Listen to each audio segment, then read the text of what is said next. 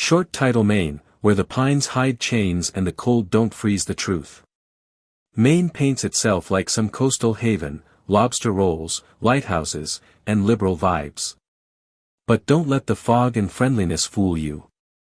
This state got a slave history colder than its winters, and quieter than a lighthouse at midnight.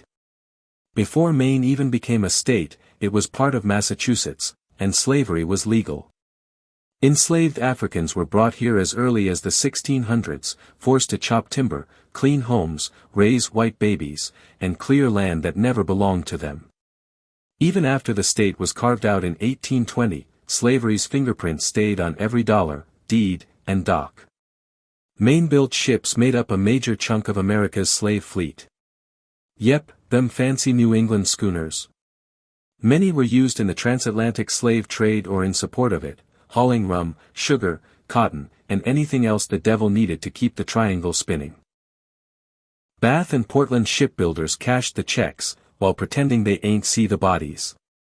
And after so-called abolition, Maine wasn't offering no fresh start for black folks. The state stayed white by design.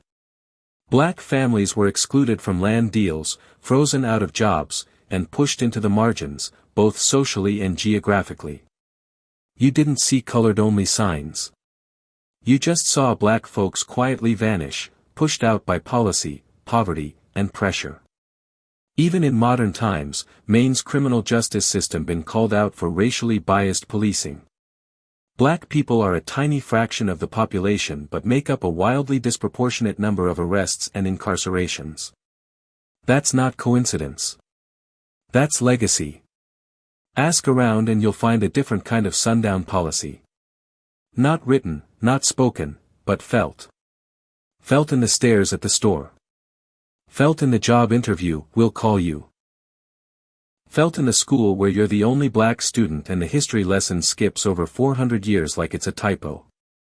Lashes for every ship that sailed while pretending to be holy. Hugs for the black Mainers who stayed rooted even when the soil was shallow. Hope that Maine finally stops hiding behind pine trees and starts planting some justice. Real justice. With roots, repair, and receipts.